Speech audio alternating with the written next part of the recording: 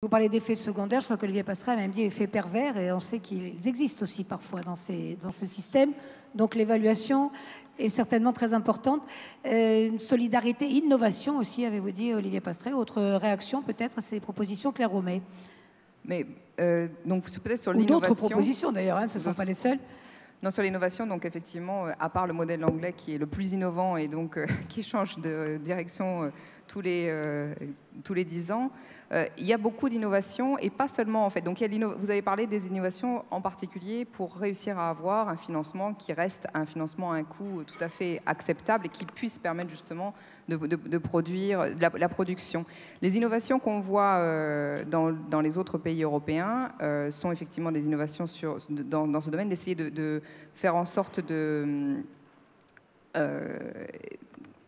mettre ensemble tous les besoins d'un secteur pour aller directement sur les marchés. Donc ça, c'est quand même une tendance assez lourde dans un certain nombre de pays, mais ça reste toujours beaucoup plus cher que les types de financement qu'on peut avoir en France. Donc en France, actuellement, vous avez la meilleure solution. Mais il y a aussi tout ce qui est la solvabilisation des ménages. Et ça, c'est quelque chose, en fait, qu'on voit très peu en France, alors que dans beaucoup d'autres pays, les opérateurs de logements sociaux se positionnent en fait comme aussi opérateurs de crédit pour faire en sorte que les ménages qu'ils logent ne soient pas surendettés, ou opérateurs de télécom, ou opérateurs énergétiques, ou opérateurs de services à l'emploi.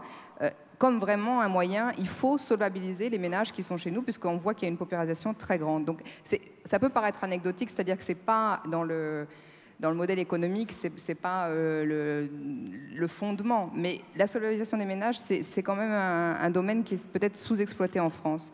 Après, il y a d'autres domaines qui sont peut-être plus offensifs, de valorisation patrimoniale ou encore de développement d'activités totalement commerciales qui permettent de financer les missions. Et là, c'est aussi des frontières qui peuvent bouger. Et enfin, sur la solidarité, sur le livret A, c'est quelque chose vraiment qui fait penser les autres opérateurs. Et il y a justement en Angleterre des exemples d'organismes qui sont suffisamment gros pour créer eux-mêmes, proposer un produit d'épargne à leurs locataires qui leur permettent d'avoir des fonds propres. Donc, ils font le système livret A, mais en interne. Et c'est un système qui existe aussi en Autriche, développé plutôt au niveau régional, ou en Allemagne, où vraiment ce sont l'épargne locale qui finance les besoins locaux de logement, et les gens savent où ils investissent en fait. C'est même transformé en ce qu'on appelle des housing bonds, donc des obligations de logement qui sont spécifiques à un niveau local. Donc il y a des innovations financières qui permettent en fait d'avoir finalement le même système livret A, mais aussi de collecter plus d'épargne au niveau local, puisqu'effectivement, on est en période de crise, tout le monde veut épargner, mais dans quelque chose qu'on connaît, et finalement, l'organisme HLM de son quartier, c'est peut-être finalement ce qu'on connaît le mieux. On sait où va l'argent. Oui, c'est très intéressant, cette dernière aspect, oui, Olivier Passeray. Mais c'est une merveilleuse illustration de ce que je disais tout à l'heure sur, je pense que là-dessus on est tous d'accord, sur la nécessité d'innovation. Je veux dire, de l'épargne à l'échelle mondiale, il y en a énormément. Le logement social en France, ça a un inconvénient, c'est que c'est pas très rentable, mais un avantage, c'est que c'est pas très risqué.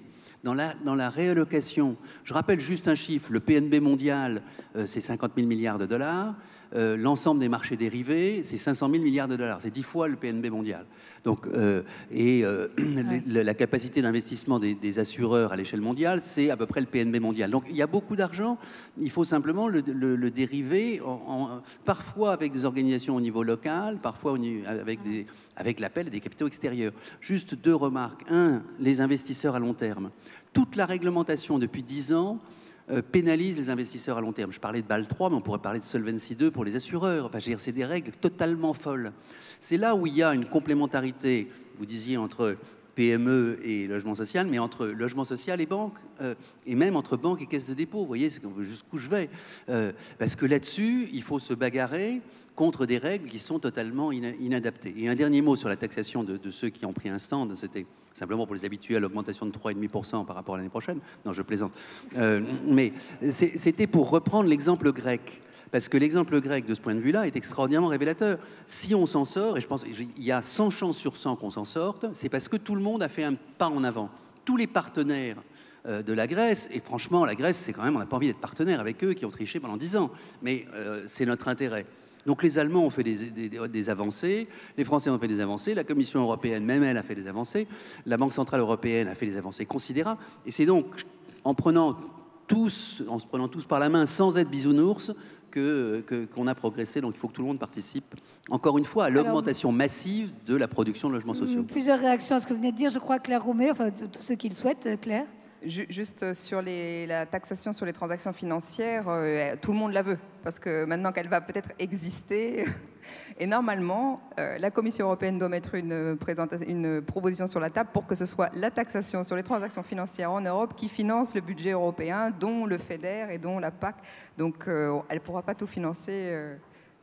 C'est ce que nous verrons, et on ne sait pas quand d'ailleurs, hein, parce qu'on la voudrait, et certains la voudraient plus vite que d'autres. Thierry Bert, très vite, avant j'ai une autre question pour Benjamin Dubertret. Simplement pour signaler que dans le rapport au Congrès, notamment dans ses conclusions, nous avons indiqué plusieurs pistes de cette solidarité à prendre en charge par le mouvement HLM lui-même. Si nous voulons mettre le moins de fonds propres possible dans des opérations, il est incontestable qu'on doit tous s'y mettre.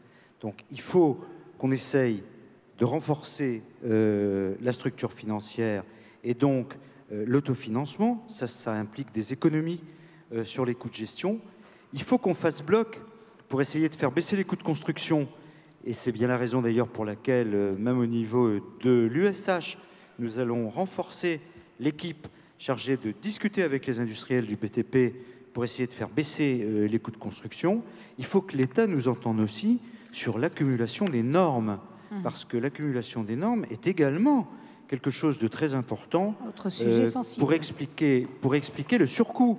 Donc il ne faut pas quand même charger le baudet en permanence et après lui demander de courir à Longchamp. Ça n'est pas raisonnable. Bien, autre proposition, je voudrais relayer, elles ont été préparées dans la perspective de ce congrès. Hein. Je crois que c'est un rapport qui, en tout cas, elles ont été remises à Benoît Apparu, secrétaire d'État au logement, par les entreprises sociales pour l'habitat. Et l'une s'adresse très directement à vous, si j'ose dire, Benjamin Dubertret. Vous avez un petit peu répondu, mais je voudrais rentrer un peu au détail. Propos du président des ESH, Michel Sérac. Nous empruntons sur 30 à 45 ans, or la Caisse des dépôts et consignations, dont viennent 70% de nos financements, on l'a rappelé tout à l'heure, prête à taux variable, ce qui nous contraint à des swaps, on ne parle pas français, en taux fixe avec à la clé le risque de montage toxique. Il prononce ce terme à plusieurs reprises. D'ailleurs, il faudrait que la Caisse des dépôts prête une partie à taux fixe. Vous dites non, vous dites oui, vous dites peut-être. Je vais dire non, mais dans quelques secondes. Non, pour rebondir quand même un tout petit peu sur les commandements d'Olivier Pastré, 2 secondes, puisque je n'ai pas pu réagir là-dessus. Pas de solution miracle, ça rejoint tout à fait ce que je pense, mais effectivement de l'innovation. Alors de l'innovation qui doit du coup être assez incrémentale et je ne vais pas dire marginale, parce qu'il faut qu'elle fasse les différences, mais typiquement des réflexions ou des outils qui sont encore un petit peu en gestation malgré tout, entre les certificats d'économie d'énergie, le tiers investisseur, la valorisation du patrimoine. Il y a toute une série d'instruments qui, mis bout à bout, et ça renvoie à la remarque que vous faisiez également, c'est important d'avoir une grande diversité de sources de financement. C'est le meilleur gage de la pérennité et de la solidité du modèle. Évaluer, ça me paraît très important, et je rebondis là aussi sur ce que disait à l'instant Thierry Bert, être exemplaire. Je pense à la capacité du mouvement HLM à démontrer sa rigueur sur les coûts de gestion, sa capacité à peser sur les coûts de construction. C'est quelque chose qui évitera que ne prenne de l'ampleur une petite musique qu'on entend un peu ici ou là et qui, à mon avis, aurait tendance à s'amplifier dans un contexte de crise sur le thème de, au fond, quand les financements, je pense là peut-être plus aux emprunts, effectivement, sont abondants, on peut avoir la tentation de se laisser un petit peu aller, etc. Et ça, je pense que de cette capacité à démontrer exemplarité dépendra beaucoup. Et je reviens une seconde enfin sur la solidarité, je ne reviens pas sur la vertu, je pense, du modèle livret A à cet égard. Épargne locale, besoins locaux, très bien, mais là aussi en complément, parce que Olivier Pastré parlait à l'inverse des mouvements mondiaux des flux d'épargne, et c'est quelque chose qui me paraît important, en tout cas, de garder cette idée de mutualisation autour du livret A ou d'autres choses, pourquoi pas à l'avenir, en tout cas aujourd'hui du livret A, et il faut garder aussi cette échelle un petit peu macro. Alors, le taux fixe, hein, c'est ça votre question maintenant, j'y viens. Alors, enfin, celle des ESH, pour tout dire. Oui, oui.